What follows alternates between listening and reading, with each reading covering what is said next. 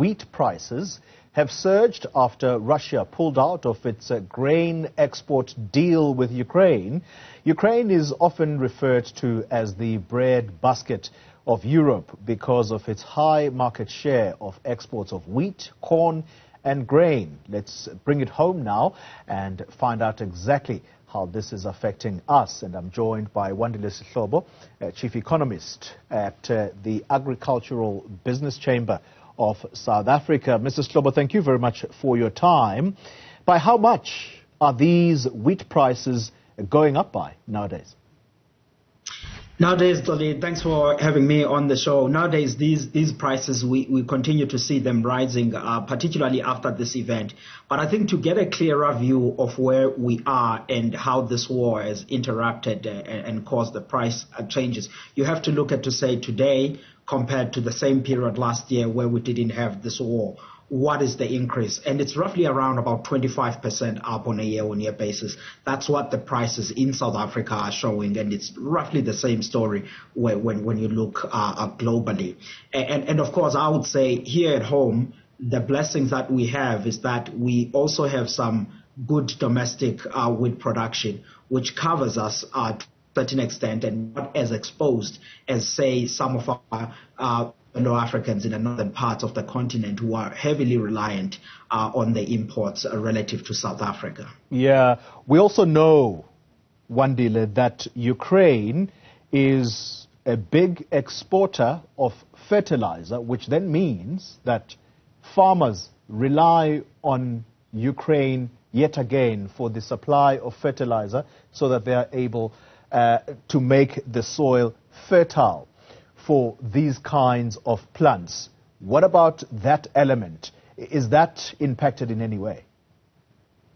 It is actually Russia that gets to be a major one when it comes to the fertilizer exports. And in fact, if you were to map them or in there and say, who's the leading fertilizer exporters, you find that Russia is on the lead with roughly 14% of global fertilizer exports, followed by China at roughly about 12% of global fertilizer exports. We've seen the impact of that on prices. I mean, if you look at fertilizer prices today, you compare to last year, it's again plus 40% on a year-on-year basis. And remembering the fact that last year's fertilizer prices were already plus 50% up from a year before. So we are in this environment of generally higher prices of commodities.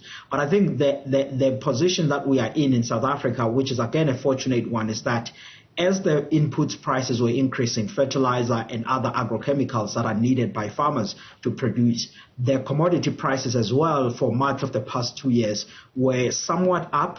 And we also had good yields as South Africa. So the good yields combined with relatively higher prices to a certain extent assisted farmers, particularly those that were in the grain and the oilseed space, to cover their input costs. But of course, if you speak with someone that is in the citrus industry, for example, or anywhere in the fruits or wine industry, you find that these higher input costs are hitting them much sharply than what you would see in the grain space. So it's that balancing act. But I think for anyone watching us now having this conversation at home, the comfort is on the fact that South African farmers are out there planting, and this year they plan to plant an area that is even slightly higher than what they planted last year. And the fertilizer, they've managed to procure it even with these higher input costs. And that the message then is that we're still a country that will be able to have sufficient supplies when it comes to agricultural products, all else being equal. So, but for how much longer will we be able to stave off these higher wheat prices with this war still ongoing? I wouldn't say, Dolly, we will be able to stave off the higher input, the higher prices of wheat as South Africa. Where we are blessed on is the fact that we do have the supplies. But the inescapable issue is on the pricing, because the point I was making earlier to say, if you look at wheat prices at the SAFEX and JSE today, they are just north of 7,300 rands per ton. That is up 25% from last year. But we are receiving these pressures of the increases on prices because of what's happening globally. And the very same issue that we are discussing today of Russia pulling out of the grain deal, you can even look at it in this perspective and say, by this time last week, where were the wheat prices and where are they today? They are up by 200 rand a ton from last week, this period, and you compare to today, which then just shows that the price issue is inescapable, while the comfort comes on by saying we do have the supplies. And even broadly, if you look at the food price inflation in South Africa, I mean, the numbers we have, the most recent one, I think are around about just over 12%. And of course, very higher compared to levels that we've been for quite some time. But if you compare with what's happening elsewhere in the world, in the EU, in the US, in England, you see that food prices are rising at a much faster pace than what we are seeing here at home. So the comfort is on the point that there aren't food shortages and there won't be any over the foreseeable future in South Africa, but we will still feel the impact on prices for some time. So let's focus the attention globally then, because domestically we seem to be in a comfortable spot, at least for now. To quote the US President Joe Biden on this withdrawal from this export deal by Russia, he calls it, quote unquote, purely outrageous. How urgent is the situation for the European world, including the US? I think it is urgent, particularly, I wouldn't even say for the Europeans and the US per se, and say much of the African continent and much of countries in the Middle East, and they depend on some of these imports that come out. I mean, just think about the North Africa countries like Egypt, Tunisia, and the others. They heavily reliant on imports that do come from the Black Sea, both Russia and Ukraine. But the poor countries, they've been receiving some of the support and some of the produce that has been coming out of Ukraine. You remember, before the signing of the grain deal, there was roughly 22 million tons of grain that was in the bunkers there in Ukraine, and it had to go out to the world market. And since that has started, we saw the prices coming down. And even us as South Africa, though we're not benefiting directly from the grain that is coming out of the Black Sea, but when there's a release of some of those supply to the world market, we see prices coming down, and indirectly through the pricing channels, we do get to see the benefit of that. But then when interruptions like this happen, they're affecting everyone. For the US and Europe, of course, through the pricing shocks, and they are already dealing with others like energy costs and the other things, which all adds up to the pressure that this puts in the households. So overall, I mean, it's not a desired place to be in. And I don't think that it puts anyone in a better off place. And I think all households across the world, they will be feeling one way or another the impact of this interruption on the food markets.